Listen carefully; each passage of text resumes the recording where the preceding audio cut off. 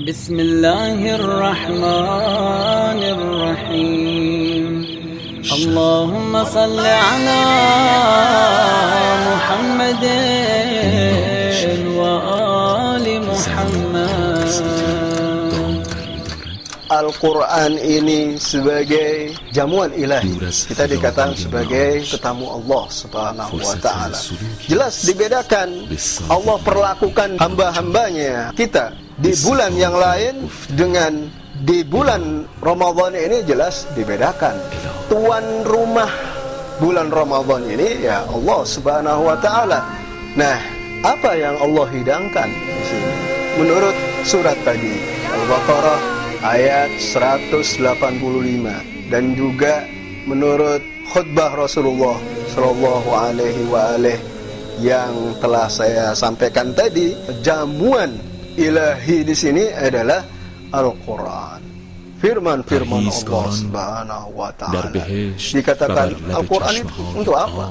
Hudal linnas, petunjuk bagi umat manusia. Nah, hidangan jamuan ilahi di sini di bulan Ramadan ini Allah hamparkan untuk semua yang mau hadir sebagai tetamu Allah Subhanahu wa ta'ala.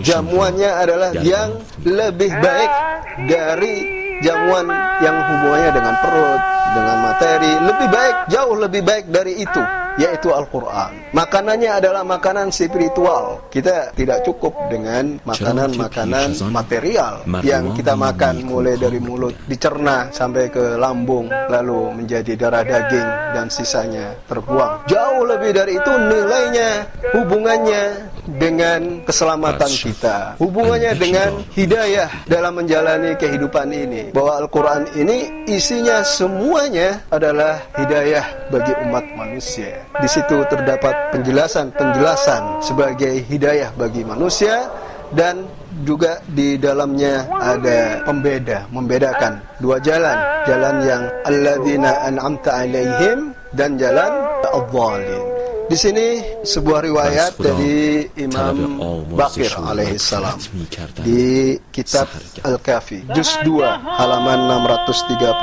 Beliau berkata, likulli syai'in rabi'un wa rabi'ul Quran syahrul Ramadan. Jadi bagi setiap sesuatu itu ada masa seminya, ada masa yang indah, yang berbeda, yang menyenangkan, yang menghibur, yang membawa kita pada kesempurnaan. Dan Al-Quran juga merupakan sesuatu. Nah, Al-Quran ini memiliki masa seminya. Al-Quran kita dianjurkan supaya merayakannya, menyemarakkannya, menghidupkannya. Jadi Allah dalam perayaan bulan Al-Quran ini, Allah hamparkan keberkahan, rahmat, pengampunan itu melalui banyak hal, terutama dua hal. Yang pertama yaitu Al-Quran, yang kedua adalah puasa. Karena itu di dalam khutbah Rasulullah Shallallahu Alaihi Wasallam di bulan Ramadan ini kita dianjurkan supaya banyak berdoa. Apa doa kita? Rasulullah menjelaskan kita hendaknya berdoa kepada Allah Subhanahu Wa Taala, semoga Allah memberikan kesuksesan, menyukseskan kita. Dalam hal apa? Dalam hal bisa membaca Al-Quran. Itu satu. Yang kedua, bisa melaksanakan puasa di bulan Ramadan ini.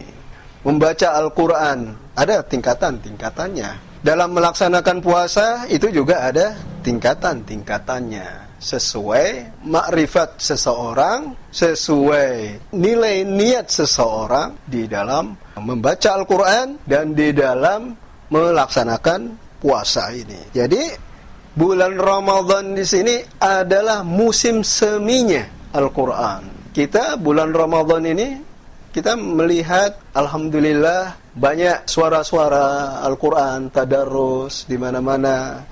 Apalagi di Iran, di Irak digelar tadarus membaca Al-Quran. Di lembaga-lembaga itu ramai dengan suara-suara Al-Quran. Di kampung-kampung juga begitu. Menghatamkan bersama. Itu kalau kita membaca sejarah para imam, sirah Imam Ali Zainal Abidin, Imam Sajjad, beliau dikatakan Setiap bulan Ramadan beliau menghatamkan 40 Al-Quran. 40 kali beliau hatamkan. Kita paling tidak, insya Allah, mudah-mudahan Allah beri taufik. Karena itu Rasulullah menganjurkan kepada kita, hendaklah kita berdoa, ya Allah, bimbinglah kami, beri kami kekuatan, semangat, spirit untuk dapat membaca Al-Quran. Ini kelihatannya mudah, tetapi kalau kita lihat diri kita masing-masing, apakah kita menjalankan itu? Apakah kita dalam puasa kita juga berpuasa dengan baik? Nah, di situ kita menilai diri kita masing-masing, kita berdoa. Kita tidak hanya mengandalkan diri kita, tetapi kita andalkan Allah Subhanahu wa taala agar Allah sukseskan kita dalam membaca Al-Quran. Kadang-kadang ada saja halangan, ada saja rintangan, sehingga kita ini karena repot ini, repot itu, ada masalah-masalah yang harus kita selesaikan sehingga kita tidak sempat membaca Al-Quran.